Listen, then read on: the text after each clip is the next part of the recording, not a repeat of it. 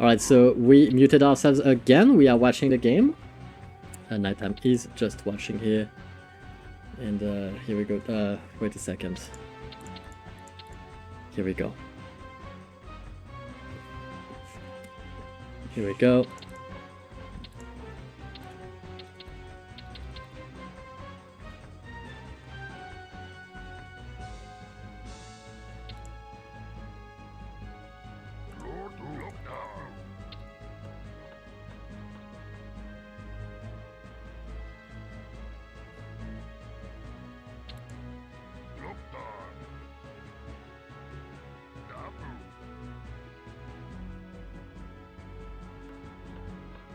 We are already non-secret allies. Oh, did Goblin do that again? He messaged people to tell let's secret ally, bruh. Let's secret ally, bruh. We are secretly forming an alliance, and then he betrays, because that's what he does. He betrays all the time. Don't ally with him. Don't secret ally with Goblin. He's always a betrayer. Goblin is he has no power. He has no words. Always gonna betray you.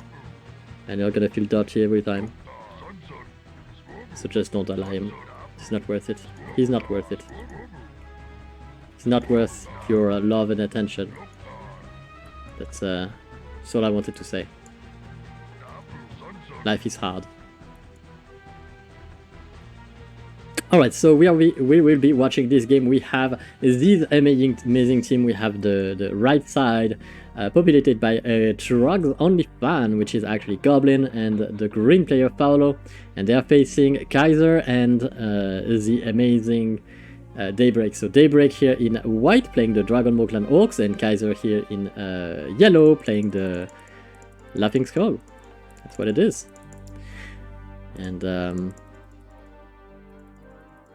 yeah, so far so good. I don't really like that choke. It's a 1v1. It's a bit of a mess. I would have loved that farm to be one tile left, and so he would have, you know, better options as to build a choke point that matters. But the best would have been to have the farm.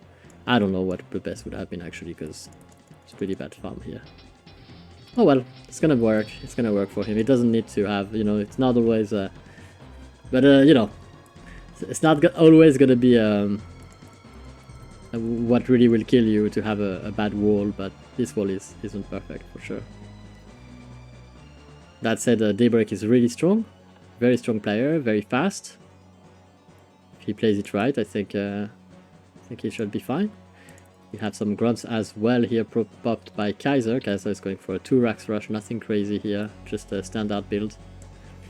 And if you want to learn that build, guys, if you're watching at home and you're like, oh, I want to know how to do this, very simple. You just head to YouTube, you search for Chogolat. That guy is amazing, I recommend. You can subscribe to him because he makes the best videos, and he has some epic tutorials for you there. So that's Chogolat, a little bit like the channel name of this channel. That's absolutely the same person. And if you think I was giving myself some free pat on the back, that's because I was. Anyways, someone has to. Someone has to. Anyways, here we go. The walls here, interesting choice of buildings. This is Paolo, and that wall I really don't like. I think he would be better off just building a lumber mill there, if he wants to block off that. Guess the walls will have to do. Yeah, lumber mill would have been better here, just to be honest. He has... I don't know. And there's a little bit of engagement here from white and yellow. They are going to be going forward, trying to attack the wall of Paolo and Goblin. Goblin has the grunts, but Paolo has the walls. I'll let you decide for yourself what you think is stronger. Some people might think that the walls are, some people might think that the grunts are. Turns out the walls have a harder time hitting targets with their axes than the grunts, but that's only because I'm saying that because of our universe and how it's done. You know, it's like it's quite special, the universe we live in. But that said, we're gonna have a few peons repairing that racks, and that racks is probably gonna fall regardless, because 2 peons are not gonna be able to halt repairs that many grunts. You can see that we have 4 plus 3, so I'll let you do the maths. It's quite impressive. The number of grunts that we have here, I can't count, it's just too much. And we do have 1 grunt inside, which he could actually give a few acts, you know. Can you explain the purpose of the single wall? Okay, so okay, I can explain why he did it. That I can explain. Is it a good idea? No. Were these walls necessary? No. The reason he did it is because he built his base wrong, and if he had produced units from that racks, the popping order is starting from here and it goes down then. So the grunts would have popped inside of the wall, and he didn't want that, so that's why he started building his wall right next to the rack, so the grunts pops outside instead of inside. But then that's why he had no grunts outside. That's why he just didn't produce any grunts, actually. Now he has a cannon tower that's going to be defending, but they lost their axes. It is not looking good for them. The walls are just a result of you poorly building your base, and he should be going here and build a farm, but he's not doing so, so the grunts are going to go in range of the cannon tower, and unfortunately the cannon tower at close range, well, it does only the splash damage, so it's pretty low damage. But fortunately we had the 1 grunt who decided that his life was going to be worth something, and so he's going to be chasing that 1 grunt away from the cannon tower, and he's going to allow that cannon tower to maybe, just maybe, get a nice shot, but that's not going to work, unfortunately. We do have now 2 cannon towers for Paolo, and the cannon towers are going to defend each other nicely. Little bit of damage on that cannon, but not too much, and that's going to be it for that 1 attack. Honestly, that really smells bad for the future of that game. The early game clearly was won by the left side. The amount of defenses here by both Goblin and Paolo are quite staggering. If you just count the gold of just the cannon upgrade, you have 3,000 gold sitting right there, just in the base. You just lost 3 racks, so you have also that much gold to add to that. You have the 900 plus 450 there. You have 1,350 wood that's gone to trash, and you also have the wood that you take to build these 3 towers and the gold that you take to build them as well. So the gold is like 500, so you have like 4,500 gold, and in wood you have like yeah, just insane amount of wood as well. It is not looking good. Of course, like the left side also lost something in that exchange. They lost all their grunts, so that's kind of sad. But man, did they do the damage, and man, did they slow them down. I'm expecting... Oh, I'm expecting... Okay, we do have an upgrade. So yeah, big mistake from Paolo with that build. And he should have been producing open new pants. Goblin is going off the rail again. So this game is looking much better for Daybreak and Nighttime. It's not Nighttime, Kaiser.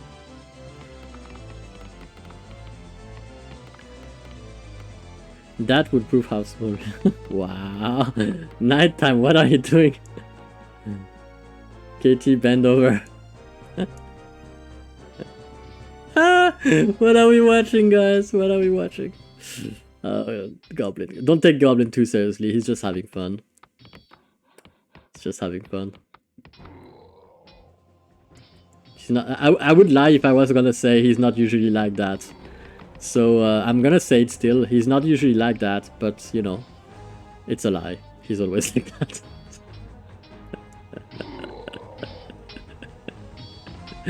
Goblin playing a different game here. True. So a pretty nice setup here by Goblin. He's gonna try and get himself that next gold here. These are quite huge mines, so he should be fine with this. But the problem is it's been scouted, so he needs that flower tower as ASAP, and the enemies need to deal with that as well. Because this gold mine is gonna blow up, so he needs another one. The yellow needs another one. The only downside here is Paulo is not gonna get an expansion anytime soon, and although he hasn't, like, Paulo has not been mining enough. Let's be honest here. Daybreak either. Daybreak has not been mining a lot. Level 4 here against level 5, he's getting slaughtered.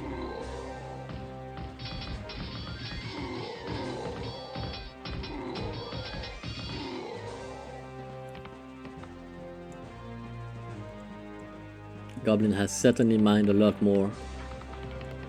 And I'm quite impressed by the macro of Kaiser. Kaiser actually macroed very nicely there. Got some good macro skills, I see. Good number of peons and nice expansion. That said, I would have loved another expo. Paulo just decides to take the scepter here. What?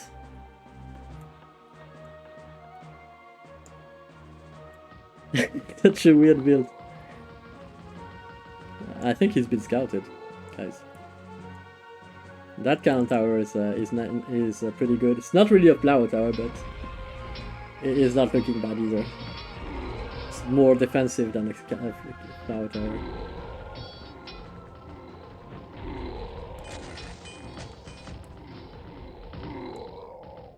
And a little bit of damage, echo damage here by Goblin. He found the base of Daybreak opened, and he just storms in with his ogres. Gonna be cleaning quite a lot of stuff. And Goblin had a very hard start. Like, not gonna lie, they had to rebuild everything here. But his macro style are from another planet.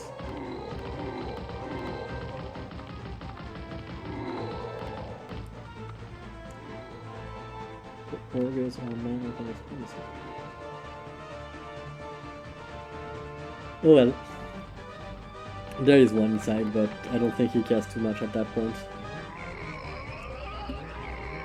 He's getting his focus on the right place. Which is what, she should kill this. That is actually a good target to kill. That building is worth a lot of money, and also it's quite annoying to fight DK, so you want to have that building done as fast as possible. He got a DK out though, Daybreak with the DK out. DKs are insanely strong, they are the best unit in the game. But you do have to wait quite a lot before you can get them out. Let's see what he does with this. I hope he's gonna do what I think he's gonna do, which is over here. But let's see what time Saint tells us. Oh, he's gonna be scouted. That's sad. That's actually the worst timing for him, because now Goblin knows. He's been watching. That is so sad. I'm so sad about this. That was a good DK, but at least he's gonna kill a few peons. Okay, he killed 3 peons or 4. But yeah, it's a bit sad. It's a bit sad because like the timing of the DK was right. He got scouted, unfortunately, by the living peons. Paulo took the least defendable base on the whole map to make his expansion. Like, there is literally no base on the map that's less defendable than this gold farm. That's unfortunate. Like, these 2 mines would have been fine to defend. This one is like not defendable. I don't know how they're gonna stop this, because it's Goblin alone with gold and the rest of the players don't have gold, so...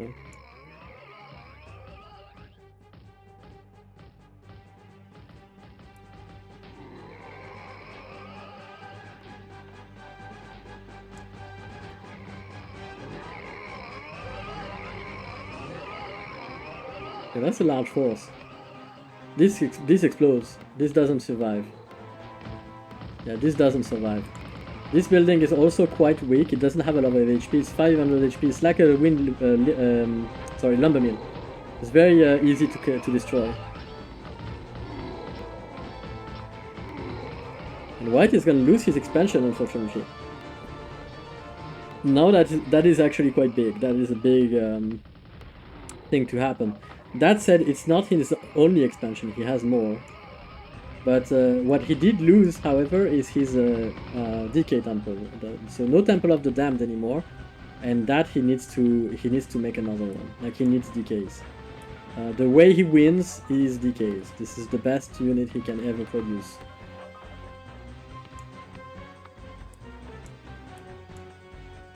Especially if he's gonna try and run to these gold mines like that.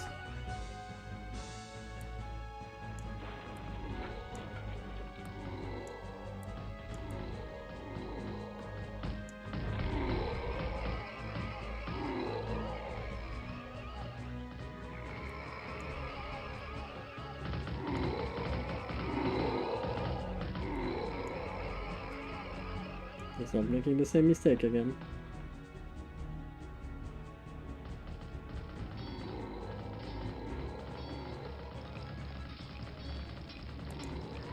He got the tower. Well done. So the reason, yeah, look at how good it is. When you kill the tower, then the peons come up inside and you can kill them with a decay. But his decay was found. What he really needs is haste and decay bombs. Goblin is really playing good. Right now he's having a good game. That said, he's playing 1v2 kind of, because Fowler is gonna run out of... he's probably already run out of resources. I like the fact that he made a decay though. It could be useful. I would love that Zeppelin to actually be more, you know, patrolling and looking forward for stuff that may happen, because yes, he sees that pathway, but he misses it if units go up and then left.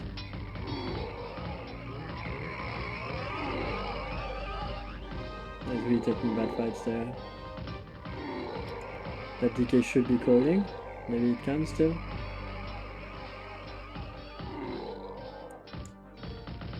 Still more ogres from Goblin. We need the coils ASAP. Coil, coil, coil, coil! Coil! Let's go, bruh. Go, bruh. The coil, bruh. Alright. Goblin pulling this alone, I think. Not completely alone, obviously, but Fowler's now finally run out of gold, so it's gonna be Goblin against the world eventually. Can Goblin beat the world? Question. He's doing a pretty good job so far. White has not built any Temple of the Damned yet. Would have really wanted to take a little bit more value from these decays. This is not getting defended though. There's still more coming.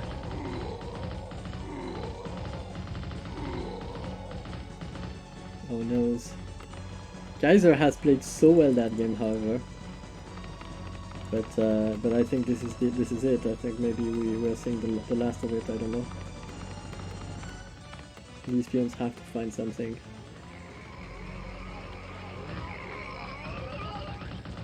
There's so much here. I can't even believe he had the gold to do all that.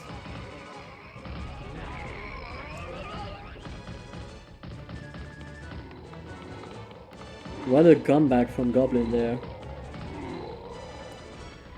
Because they were very, like, that start was terrible for them. But then the comeback is real. A little bit of miss there, a little bit of miss there, you know, it's what it is, but yeah,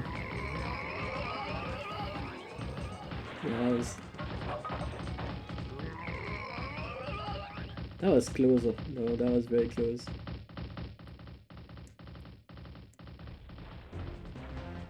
He had the good idea of hitting this.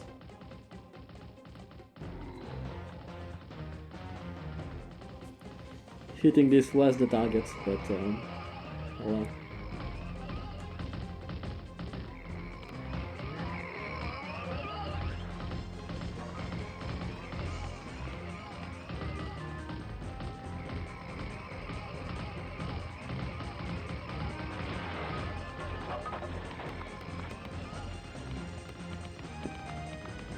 I like the Zeppelins, but they were a little bit underused.